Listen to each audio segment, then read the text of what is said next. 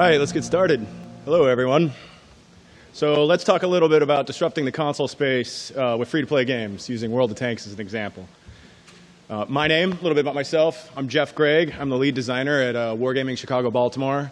TJ Wagner, who's the creative director, he originally was instrumental in putting this together, but as we just shipped World of Tanks on the Xbox One about a week ago, he couldn't make it here. He had to take care of some business stuff. So it's just the Jeff show. Hope you guys like me.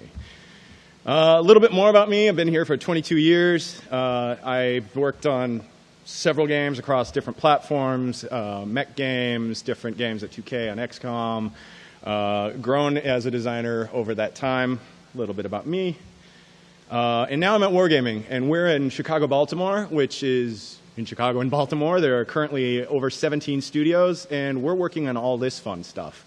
Warships, Blitz on the mobiles, the Android and the iPhone, Generals, the card game, Warplanes, the Xbox titles, and of course, World of Tanks on the PC.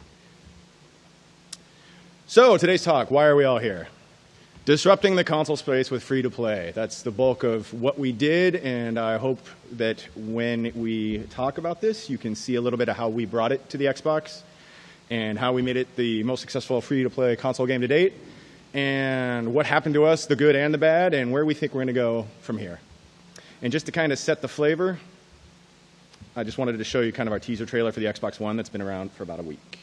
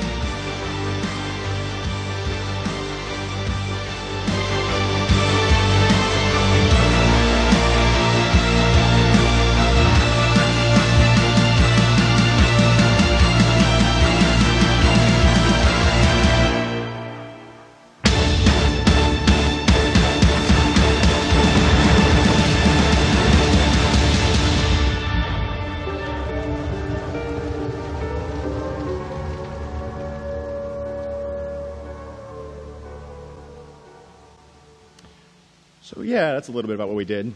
One thing's cool about that is that was all done on the Xbox One, except for the obvious title cards with the text. So it's a pretty gorgeous game, in my opinion. So what I'm hoping you take away, as opposed to looking at cool videos, is kind of understanding some of the challenges we faced bringing free-to-play on the console, what to do about some of those obstacles, hopefully some of the keys to success, at least that we found that unlocked success. And also keep in mind this is a point in time. Tomorrow, next month, next year, it's going to be way different. And just know that's how it works. So let's start with some comparisons. Free-to-play on the consoles. Free-to-play in general started 2000-ish. It took it about a decade to get to the consoles. And why is that? It's several different reasons. It's a closed platform, which means you're only dealing on that specific console or consoles. And honestly, at the beginning, it threatened brick and mortar and a lot of those retail circuits. If you're coming directly from the console to the player, the EBs and whoever else, the Best Buys, whoever's selling games to your customers, they're not part of that process anymore. So that was a big part of a lot of the distribution chains with the big console developers that they were afraid to touch. But eventually, Sony and the PS3 started with DC Universe Online in around 2011. And Dust 514 around 2013, and sandwiched in between there, Microsoft did Happy Wars about 2012, which is a kind of a smaller free-to-play game in terms of scope, and it's a little more casual. And then on February 2014, we launched World of Tanks on the Xbox 360. So that's more or less the space of free-to-play, at least at that time, and it's still a pretty small part of the console pie. So let's look at some of the potential audiences if you're thinking about the console. So Windows PC, and these are mostly 2014 dates, you got about 1.25 billion installed base on Windows right now, or back then in 2014. And just to use World of Tanks again as a touchstone on all these, there's about 110 million unique active users usually at any one time on that product. We have at times surpassed 1% of the entire Russian population playing our game simultaneously. So that's a lot of people. And you can see on the graph there the total potential audience compared with the people playing the game, which is the little tiny red bars. Mobile on Android and iPhone, there is just in 2014 1.67-ish billion smartphones activated. And Watt Blitz, which is our mobile tank game, has about 40 million active users at any one time. So to compare that with the console, the Xbox 360 Live, which is actually their service for using their online portion of their consoles, has about a 60 million user base, and out of those, 46 million are gold subscribers, which are the people that are paying for all the extra features, and the people with our deal with Microsoft that can actually play World of Tanks long term. So you can see, even though that's a smaller install base to active users total, the ratio is much greater. There's a lot more potential audience out of the entire audience that you're going to approach. That's kind of cool in terms of people. Let's look at the money. This isn't free to play. This is kind of an aggregate number of all of the money that can potentially be made. You can see it's different even with those different numbers. Console, which is the blue dot, makes about a little over 20 billion in 2014. And mobile made just almost 25 billion worldwide. And keep in mind, this is everything, not just one specific game or one specific platform. Social browser games, 6.5 billion just under, and PC about 25 billion. So you can see when you compare the money that you might have accessible to you, it's a much different world than just looking at how many people are there to actually access your content. So that's part of the reason we approach consoles. There's a lot of people spending money there and a lot of gamers we wanted to reach. Let's talk about what these people are expecting, right? So on the PC, you're usually 8 to 12 inches, forgive me for using US measurements, from the screen, and you have a keyboard and mouse, and you're honestly probably, as a general rule, as a player, looking for a more complex experience. You have a lot more keys in front of you. You're a lot more tolerant of a high-res monitor putting a lot of information in your face. The average play time is, I think, just over 2 hours for Watt PC before people hang it up and do whatever they're going to do with the rest of their day. Mobile, you obviously have a small screen, and you better be making simplistic controls, right? You got swipe and touch and maybe shake and rotate. So always make your game for your platform. And these people, for a Blitz, they spend about 1 to 3 minutes per session, which makes sense. I mean, you're either you're in the subway waiting to get home, or you're waiting in a doctor's office or whatever. It's really quick, bite-sized experiences. Now, the console, comparing to all those, you're usually on an average. This is changing right now with the next generation, but about a 720p image, and that's about 10 feet away from your big comfy couch. And you have a controller that's not really going to change, which is about 12 inputs. So you're expecting medium-ish complexity, and you're actually, most of the time as a console player, looking for a little more bombastic of an experience. You're looking to have a little more instant gratification and success and razzmatazz and razzle. So that's what their audience is expecting, and you got to make sure to satisfy that, because your window of gaining acceptance into their hearts and souls is very, very small, because there's a lot of other stuff they could be playing. So development between these two platforms. If you're going onto the console, the first thing you got to know is every person that needs to develop this game is going to need a really expensive dev kit. The Microsoft kits can run up to 10 grand per, and that's not just setting up a $600 PC deck or having a your iPhone or your Android device just USB'd into that PC to develop. Each one of your programmers is going to need one of these. At least 1 out of every 2 artists and designers is going to need one of these. We make sure everybody has one, and then that's not even touching the QA department, which will need these to be able to test your code and make sure it's all good to go before you submit to certification.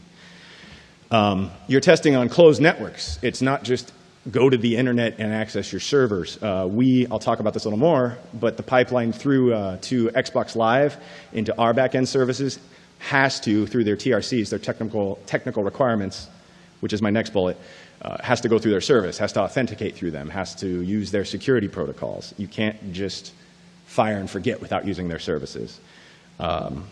That also needs their approval. Like, once you're ready to put your game out, you can't just push it to your users. It has to go through their certification process, in this case with us, Microsoft, where they test it and make sure that it meets all of their standards and all of their requirements. And the big scary number there at the bottom, and yes, they're going to take about 30% unless you have really smart lawyers of your revenue from every transaction you make. So you're not taking every penny home that you ask for, and keep that in mind when you're building your business model and your cost structures and your economies and all that stuff. Be aware of that. So free-to-play versus box product. It's a lot more complex on free-to-play. I've touched on that. I'll get a little further. Obviously, you have servers and a lot of back-end to make sure all your stuff gets to your players. Your game is a service. It's not ship and forget. You're not putting it on a disk after a lot of hard work, putting it on a shelf and going like this. Like, you are going to be maintaining that. You're going to be listening to feedback. You're going to have content in the queue all the time. You just had a baby and you have to watch it grow and foster. It's not just like graduation and forget. You're going to have zero retail presence. It's web versus that guy crouching in the corner looking to see which box product that he wants to buy. You need to make sure that you are marketing appropriately, because you're not going to probably have an end cap or anything like that. A lot of that marketing is going to be, or the bulk of it's going to be carried by the console itself through dashboards and other different methods of getting your message out to your user when he powers up his or her kit.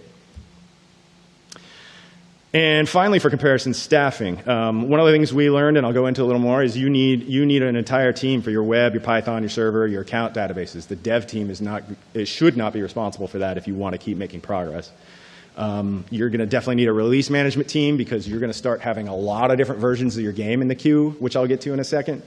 And you better make sure that you have really good data mining and business intelligence. You need to be collecting as much as you can about what players are doing, as well as have smart people to tell you what all those numbers mean, because everybody's going to interpret it differently. And often, I know I'm guilty of this a lot, using bias without having smart analytics people telling you, what questions do you have? Here's the answers you have. Most of these are non-traditionally game positions. They can have game crossover, but a lot of these people don't have to be in games before they're helping you out with this system. So that's kind of the comparisons of how we got to there. Let's talk about some of the challenges we experienced as we made the game. So free-to-play design. One of the things we realized right at the beginning is you're going to need new content and update all the time. It's not, like I said, that beginning project. We made sure that we had the goal that this thing was going to be alive for years, and that we knew that we needed to constantly put in new updates and plan to have new tanks, new nations, new maps, and constantly be attracting new players, because you need the new players. You need the new blood to keep coming into your game, because as with any game, you're also going to have a lot of the users leaving your game at any one time. And that churn is what keeps you healthy, is that attrition is expected, that acquisition is your responsibility. And a lot of times it's making sure that one friend can tell the other, hey, they just added a new nation, you should totally check it out. Or even someone who leaves after a while, you could say, they just added 5 new maps, maybe you should come in and check it out again. Make sure that's built into your business model, and don't starve yourself of content, or else you'll just starve yourself of an audience. So within that, you also need to educate, or we found we had to educate people on what free-to-play even was. We're talking thus far a lot about the developer side of thing, of like, how do we do this? How do we set up the infrastructure? Your players, at least we found our players at the beginning, didn't really understand what free-to-play was. Like, they would ask, how much do I have to pay to bring this down? It's like, no, play it, it's free. Just go ahead. And that was actually even a burden of communication, is this is free, and no, it's not a demo. And teaching them that there is a progression under there, and it is a full-fledged game, it's not just this free thing you're going to acquire, was a constant battle that we still continue to fight in terms of our marketing and how we present ourselves on the dashboard, the news during the downloader, making sure you never assume people get it and understand what your game's about.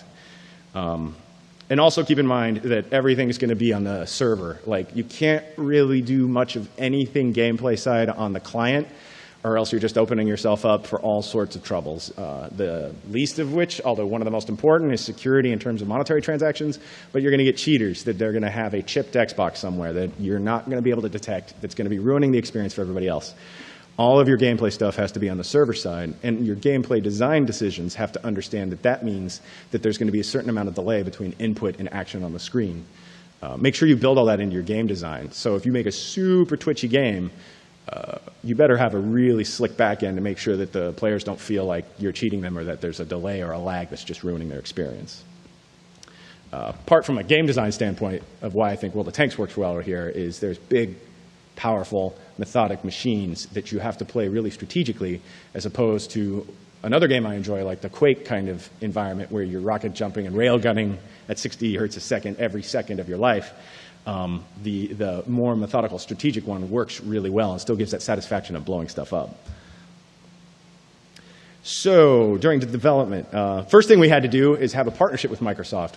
They really wanted to approach this space, but they didn't even know exactly how to handle it. So we had to basically work with them on all of their TRCs, all of their certifications and what their processes even mean, because it's a completely different process. So while we were going over the way that their process works in terms of how they check different pieces of code and how even submitting a build to be released works, they were in every stitch of our code pretty much looking at all of our security processes, because the last thing they wanted is to someone get through the live gateway through our systems and then run amok through an exploit or stuff. It was really a cooperation to reach this common goal of free-to-play on the console.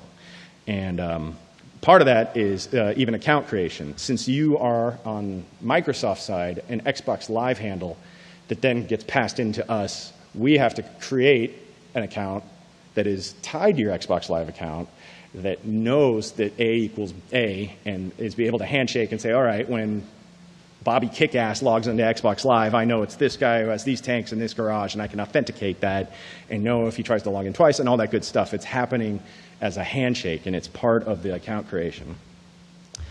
In-game purchases, that's something that they really had an infrastructure for DLC, which is buying a giant chunk of, or a various size chunk of the game once for that handle or that account. We had to basically come up with a different kind of system for our economies that kind of piggybacked off that technology, but is slightly different. So in the Xbox economy, what you're doing is through our interface, when you use your hard cash to buy gold in our game, that's actually using some of their systems in the back end, but it's using our interface to make that an easier transition. And then we credit your account with whatever you purchased, and now you can use that hard currency of gold to buy stuff within the game, which are new tanks or premium time or whatever you think you should need. That all required being set up, and it wasn't something we could just do assumptions or just do as billions of DLCs that people could buy. A big one is that certification process I talked about. Usually that's 10 days for Microsoft. Because we push out so many updates, in 2014 I think we had over 40.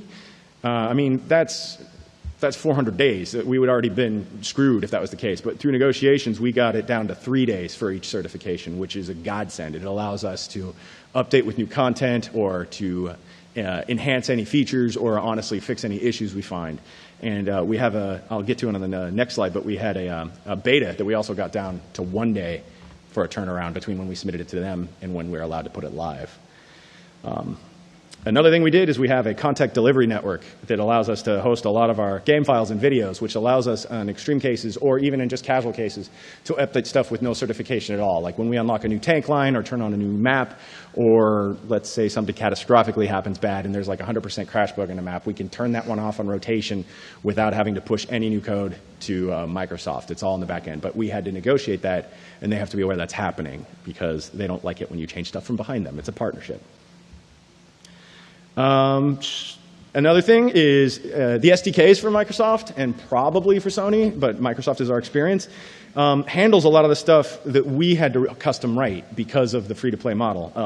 You're going to need a launcher and a patching solution. It's not always optimal. Matter of fact, it's rarely optimal to force your players to download the entire thing every time you update.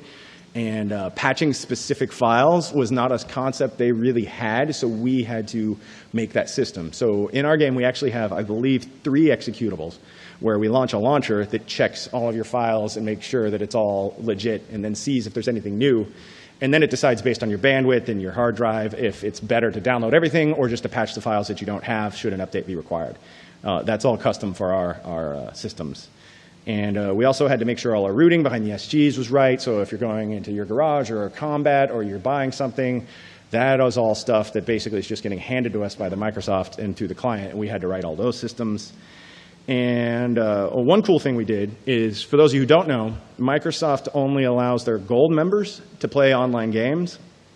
But we negotiated a deal Where if you're a silver member, which is the free account, you get 7 days to play our game, and there's a ticker tape in the garage, and it has, buy gold to keep playing, and it teaches you. But you can go ahead and try it, which is pretty unusual and uncommon in Microsoft's world.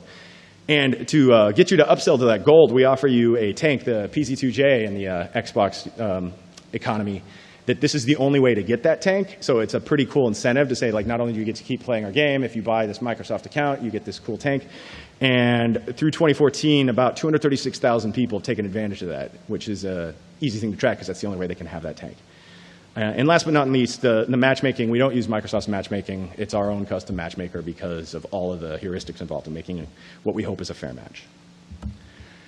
That was a lot of words. Let's just go through like a really quick graph. I'm obviously not going to read all this to you, but like if you see on the one end, there's basically, I have an Xbox, I go into my router, and then I play Xbox Live. That's all the player sees. What we have to do, and I'm not going to describe every one of these details, is basically through the game client into the SG, then we have to route you through all of these systems, all of which need babysitters and maintenance and managers and deployment teams to make sure everything's up and running. So the goal there is to make sure the player only ever sees things as the 3-step process, and hopefully even a 1-step process, and make sure that your systems are always intact and working as designed over there in the big, complex, scary graph. And testing. So free-to-play testing, we found out really quick that we were not equipped for before we launched it in the beta, and we had to spin up really, really quickly. It's the worst of all worlds. I mean, right now we have over 400 tanks, 40 maps, and 30 players per match. The matrix is gigantic. And we haven't even talked about purchases or background services or what the game does when Xbox Live goes down, how to handle title updates, how to update client files and server files, and the service updates, and make sure those are all handshaking. That's making sure your server can talk to the published version of the client, and that all jives with what your websites and your forms and your portals say is available. That requires a ton of people, and you can throw as many bodies as you want at it, but it's never going to be enough. And to top that off, we have 3 environments when working on an Xbox game. There is PartnerNet, which is basically Xbox Live for developers. CertNet, which is the network they use to test your game once it's in certification for release, which is completely invisible to you as a developer. So when they come back and say, we can't connect to the game, we have to ask them for logs because we are not allowed to look into that for security reasons. So you can't just connect to the server and say, what does the server say? It's completely shut off from you. And then ProdNet, which is basically the production name for Xbox Live, where all your players are. So there are always 3 environments with actually 2 different SKUs of the game. We set up a Supertest, which is essentially a giant, never-ending beta, and it's the first such process that Xbox has ever done, which is essentially a second title ID. It's a completely different version of the game, and it's using all those 3 servers and requires the exact same number of people to manage. And we recruited console players. We tried to get them in there. And this is in an effort before the game goes to the entire retail audience to get it in front of more people and see if smart people can find issues that our testing department and our developers didn't find. And this was also an education issue because a lot of our players were eager to feel special and get into the system, but they were asking us questions like, how much are you going to charge me for this? And we're like, no, it's free. It's a beta. Please, you're helping us. And then when they got it, they're like, this is broken. And we're like, yeah, can you write down what's broken about it? Please help us. Like, it's a beta. And console players, maybe PC players are a little different, but console players didn't get that at first. But now we've fostered a really core group of people that is growing that are actually really diligent. I know when I jump in there, they're like checking every piece of collision and shooting at different armor points and writing us notes on like muzzle velocity and all sorts of stuff. They're testing everything that we ask them to. And they're actually pretty proud of being part of that program. And they get to feel special in a lot of our forums. It's pretty cool. Then when we released the 360 version a little over a year ago, we got over 10 times our predicted number of players. It was an avalanche of people downloading the game. And a little piece of advice for you is have ways to gate that growth. We didn't. Like, our server just kept swallowing them until it barfed. The PC mobile usually has more of a trend like this, like a slow growth into a large audience. We just spiked. Tons of people were just downloading it. And even when we launched the Xbox One about a week ago, we had just over 500,000 pre-downloads before the game was even live, because we let you pre-download the code before we turned on the servers. So we had learned our lesson by then in terms of having gating and queues if necessary, but that's going to be a big part of your problem, or a big problem to consider before you launch your game, Because the last experience you want to have your brand new player who's excited to join his friends is to see nothing, like it just crashes, it won't log in. They'll start blaming you, they'll turn out right away. Make sure to have a plan. Also realize that your biggest drop-off is going to be during downloading. When we first launched, we lost half of our audience before the thing even finished. A lot of console players, like I said, they have no patience. They're looking at that bar and they're like, oh, the hell with this. Or they forget. I forget sometimes too. They'll download, they'll go make a sandwich, they'll come back. The dashboard wasn't as clear as it could have been, about 100% done, and then they'll say, oh, hey, I want to play this, and they'll put a disk in and they'll play that. One of the ways we addressed that is we added a minimum download feature where a lot of the lower tier tanks and some maps are front loaded into the game. And as soon as that's in and you can actually get in the garage and play these, it says, hey, go ahead and go into the game and play with these and we'll download everything else in the background. We actually reduced 35% of that loss in that initial download with that process. It was a big gain. It's something I recommend to you if you're going to download a giant game, which if you're on the consoles in this generation, it's probably going to be huge, is have a way to get them into the game as quickly as possible, even if that means before the game is done downloading. Remember, you're only making money when you're up. So if you crash because there's too many people online or they can't get into your game, they're not having fun and you're not supporting your back end. All right, so that kind of leads us to how we got there and how we launched. Let's look at some of the stuff that happened after we launched. We found that creating awareness was a challenge. A lot of times we had only our dashboard to reach new players, and it was really effective. Whenever we had Microsoft list World of Tanks is the first thing you see when you turn on your Xbox 360 at the time, the click-through was really, really good, and people would download and jump into our game. We're working on all sorts of referral programs and incentives to let our community be its own growth mechanism. Is anything we can do to get more players to play is a good thing for everybody. They get more tanks to blow up, we get more people into the ecosystem. And to be completely transparent with you, a lot of these things we're still working on. We don't have this perfected yet. But making sure you stay in the awareness of your players after you're out is the way you keep new players coming in, and it's really important. And it's something to always be thinking about. Also know that you're going to be updating forever. I think I did say that we had about 40 updates in 2014 over those. You're going to be exhausted, and if you don't plan well, you're going to put a gun into your mouth. Like, you have to be able to plan these so that you know what you're releasing and when you're releasing it, and it has a nice schedule and cadence so that you don't just, oh, wait, there's a bug, let's fix something. Because remember, there's certification. You're not just going to push it out. You're going to need to test it, make sure it works, and send it to Microsoft for 3 days, in our case, before it even gets out to them. It's super rewarding, though. I mean, I use melodramatic terms like putting a gun in your mouth, but it is awesome to be able to constantly feed these players with new stuff. And honestly, I play our game all the time as well, and be able to play this with all of our players. It's really cool to watch them get excited, hear their feedback being heard, and play with the new stuff. We use weekly content and promotions, which are also another way to reach the players without actually doing a full cert. I don't know how many of you are aware of our operations. It's kind of a quest system. We push those routinely, which allows you to pick specific objectives for yourself as a player to complete. And if you do, you get rewards. That's a great way to increase engagement. And it's also a way to make the game constantly feel fresh. Even though you have all the same tanks, you're still grinding to, let's say you really want your mouse, you're looking for that tier 10 heavy. I can do all of these objectives, which are brand new because they sound really cool, and it helps me get to my goals as a player. We found about 2 months is a good pace to have a plan, know what you're going to do 2 months from now, and have your artists and your engineers working for 2 months ahead of the curve as well as for the long game.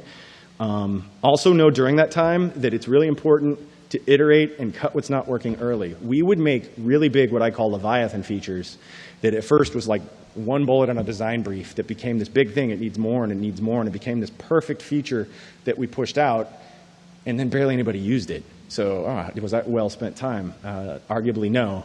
So what we take as more of a process now is we actually make a feature really small and bare bones and get it out as quick as we can. I'm not sloppy, not crappy, but like the minimum viable product for that feature and see what the attachment is. Or if it's getting too big, we just cut it and we decide what goal is this meeting? Is it important? Is it something the players are asking for? Keep that in mind because this 2-month cadence, it's always going to be full with surprises as well. Staffing and structure, I talked about this a little bit. Keep a dedicated team for your back end away from your development team. If you have your development engineers fixing bugs in the retail environment, unless like it's actually their expertise or trying to grow your server architecture and that stuff, you'll never make any new content ever. Engineering bottleneck is huge. Make sure you protect your development team's engineers and artists and designers. Their job is to make what's out there better. You need a team that's job is to make what's out there work, function, and meet expectations of the users. That also includes a team that we actually promoted from within, mostly through QA, which supports the game. They're constantly playing it. They're listening to the community. They're watching the forums. They're listening to key players. They're listening to the super testers to see what's wrong, what could be better, what is missing. They feed us, the development team, bugs or the live engineering team bugs, and sometimes that takes higher priority in that 2-month window of like, oh, we got to fix this.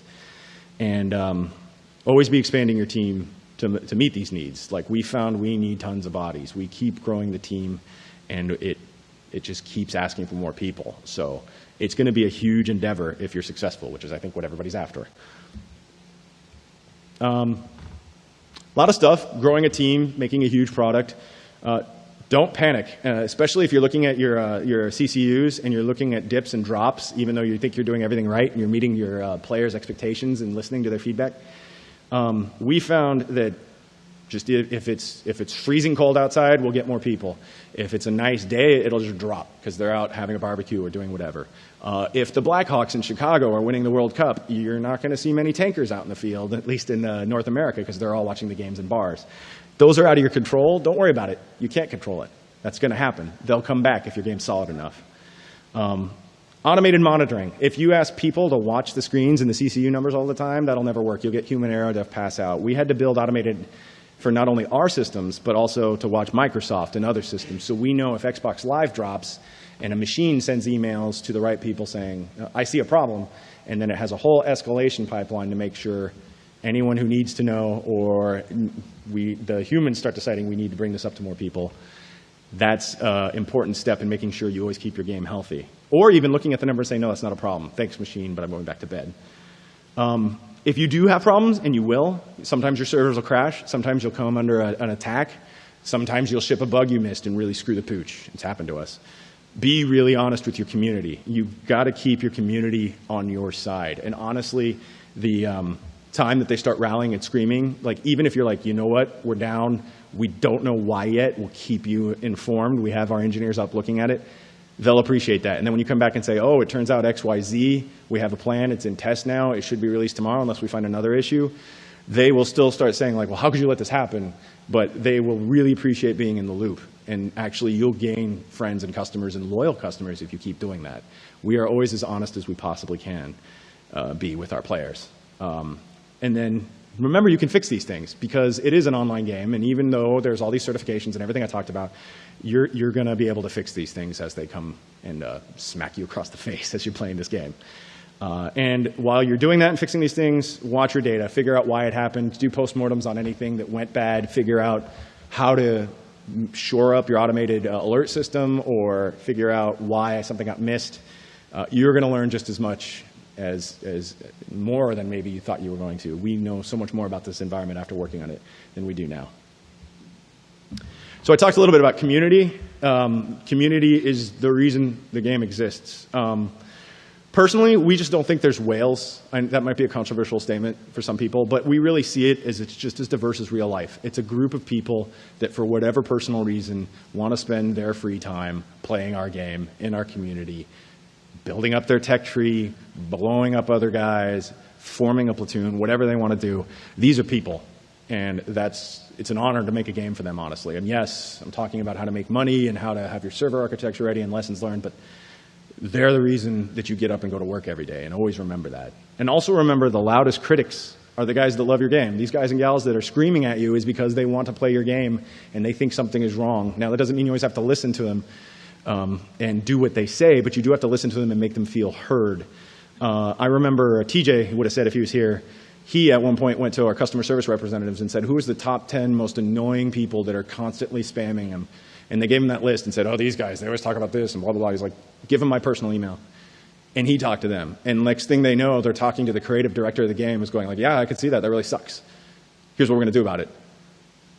They are now advocates. Like, not 100% right. There's always going to be that one guy or girl that's just going to hate for hate's sake, but it went a huge way. And now, honestly, it's part of his job because people have gotten used to talking to him. But we all make ourselves open and available on the higher levels, and it really pays dividends. Involve them in the decisions when you're changing or working on whatever they think is wrong or you think is wrong. But don't let that mean that you're at their whim.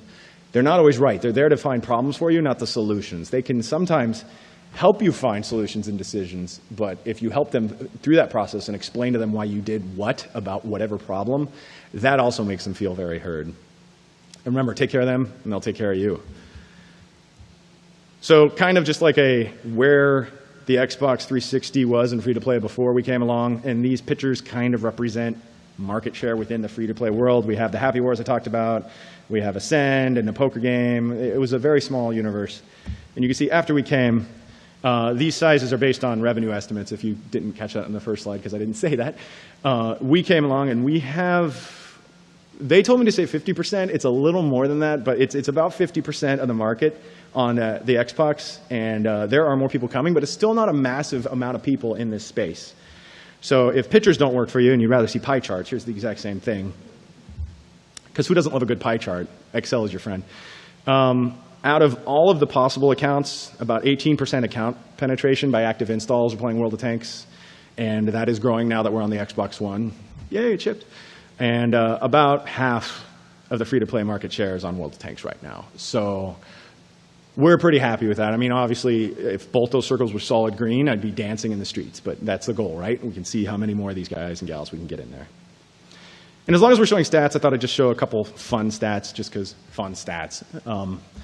We track a lot on the game. Like the amount of code we collect for our analytics helps our designers, our business intelligence guys, even our heat maps for our level designers to make sure we're not making any unfair nooks or anything. So like up to date, we have about 148 countries that this game's played in and just shy of 6 million downloads. Now, I don't think these numbers include Xbox One, so these numbers are obviously growing as we talk right now. What is that, 14 billion shots fired? So I had to count my own zeros there. And actually interesting, you can see about half of those are direct hits. So my designer brain is now going like, oh, I want to see that cross-referenced across map and tank type with package and module type so I can figure out why our accuracy is average 50%. What's the median? What's the mean? You know, sorry, little tangent. But it's fun to have those kind of stats. This one I did change for Europe is 930 million kilometers. It's about 23,000 times around the Earth and growing that people have driven. Just short of 800 million tanks destroyed, 950 million repaired, because some of those guys lived to tell the tale but took damage. 48 million battles and growing, and 61 million collective hours. And like I said, that's never going to stop. These are happening right now. These are all meaningful numbers. These, in terms of my talk, are just kind of fun, I'll grant you, but always be collecting all your numbers and see where your problems are and where your successes are. So where the heck are we going now? Future, who knows? We just launched on the Xbox One. It's a completely different platform and network. If you've had any experience on the 360, the way it handles live and its infrastructure is demonstrably different. So we had to relearn the wheel in some ways to make this happen. And along the way, we decided to do our own system for voice chat to make sure it was cross-play. For those who don't know, if you have the exact same account on the 360, you can play it on either platform. You don't lose any progress. And that was super important to us because we wanted to make sure that we had a really healthy audience as well as new people. And also people that were on the 360 didn't feel cheated. They'd invested all these hours on the Xbox platform and they have to start from zero. No, they can just cross right over. We also allowed, and I think this is the first product that they allowed this, to cross over all of your Xbox Live achievements. For those who don't know, it's basically you did thing, get achievement points and an icon. It's really cool. You don't have to re-earn those. If you had them on the 360, it's just granted to you through some of Microsoft's code on the Xbox One version as well, so you don't have to redo all that work. We know that everything is going to keep getting higher res and bigger. You're going to be downloading over 50 gigs to your players while they're getting these games from you. It makes that minimum install even more important, and it also means that your team that's developing, especially your artists and your audio engineers, are going to have to generate a lot more content to stay competitive. Like, even though this is a free-to-play game, which may or may not have a really involved story, like you might be expecting in a disc game, you're still going to have, as a player, a really high standard. And as soon as that's plugged in and turned on, if it doesn't look really sexy, you might just tune out right away. So you have to keep competitive in the aesthetic and the audio department. And one of the things that we are trying to do and continue to do with the Xbox One that I can't stress enough is if the platform you're coming on has any kind of social integration, use it. If it has any way to tie directly into Twitch or Facebook or Twitter or share photos or anything like that, make it as seamless as possible for your players to use those things, because they want to show off how cool they are to their friends, which makes their friends want to play with them, which makes your audience bigger, which makes everybody happier. They're doing some lifting for you on these console spaces. Just plug right in and then enhance them. Anywhere you don't have to make your own stuff is better. So what do we personally want for the future? Now, this is kind of way in the future, but kind of where our plans are, is we really don't want any regional barriers in our game. Like anytime, like we're looking at China, which is a really unexplored, mostly, some people have tried, environment for console gaming. We're looking at how to be successful there. Is it same or different than what other people are doing? We really would like to be more active on the console space in South Korea, but they have very, very strict anti-gambling and anti-addiction laws that you have to incorporate into your game. Now, how do you do that and still allow them to play with the rest of the world without breaking the law in South Korea? We're exploring those things. We also, man, in a couple of years, I don't know how many years, what I would love is absolutely zero hardware segregation. I think you can see some of that philosophy in the Xbox One to Xbox 360 integration. If I could have my cake and eat it too, if you're on an iPhone or an Android pad or a Mac or a PC, I want you all in the same ecosystem and just growing the audience and all playing against each other. Like, that would be awesome. That is something we think the future would be really good at, which is part of the reason we're exploring consoles, because that's another piece of hardware people can play on. Seamless activity, stream anywhere, remove friction, those all involve kind of what minimum download barely scratches the surface on. Anywhere that you can get your content to the players faster and with no barriers, no friction, you're winning. If it's easier for them to do a transaction without having to enter their credit card number every time. If you're streaming your gameplay to the device versus making them download gigs and gigs of data before they can press start, that's all going to be better as long as the quality of the experience is still good. Those are other things we're looking into way in the future. I'm not announcing anything here, but those are things that we think would be really compelling within this kind of environment. That was a lot of talk. So what I'm hoping is you understand your audience, understand that these console players really, really want instant gratification, for lack of a better term, and want to be invested in a group of people that are all playing the game and be part of a community. Understand that the platform is going to have a lot of barriers thrown at your way, but that doesn't mean success is impossible. Understand the requirements of the certification. Understand the hardware you have to buy, the team structure you're going to need, the planning for your milestones or your release deliveries. Understand you're a service. You're not just a game anymore. It's a two-way street. You're talking to your players. They're talking to you through playing the game or stopping playing your game. And always keep in mind that it is a service you're providing. It's not just they don't get it or this is our game and it's great.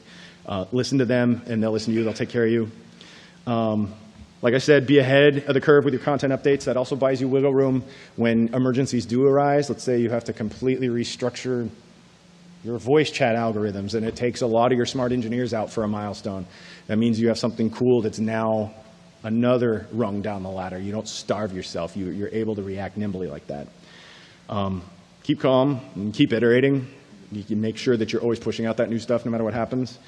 And like I hope we did, is disrupt all the things. Take a free-to-play game, bring it to the console, kind of break the expectations of what to expect from a game, and hopefully grow a new way of playing for both developers and the console audience. And that's about it. So thank you very much for listening to me. And if anybody has any questions.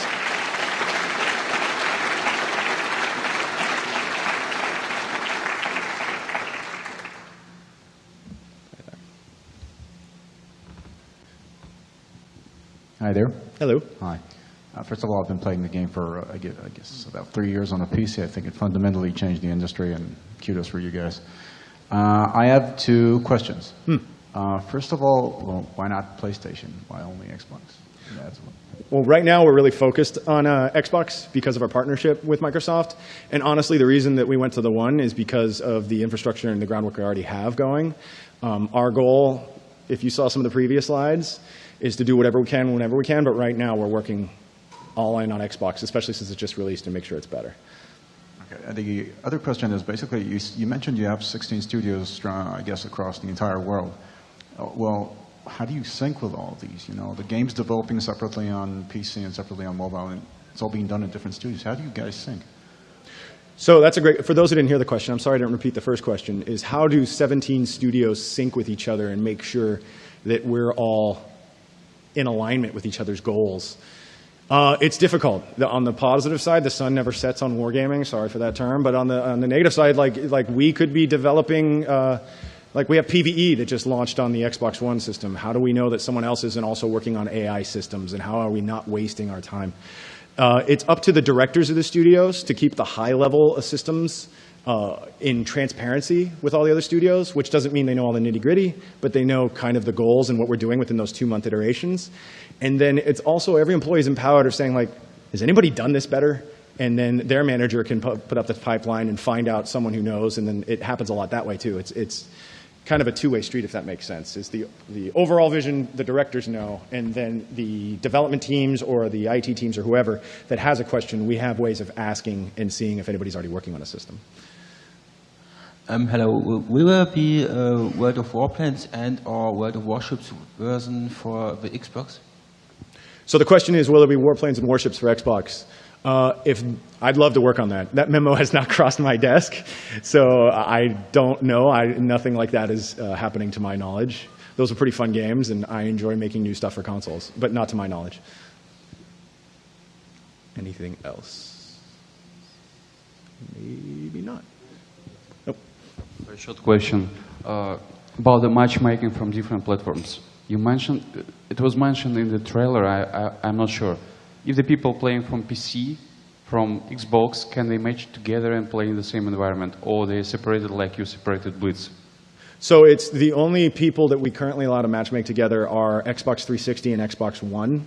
The PC are their own system, and the mobile platform are their own system. So, final, the question, is it done deliberately? Do you want to join it somewhere, or you can sustain that kind of fragmentation of your audience in terms of communities or experiences or something? Or it's not really a problem?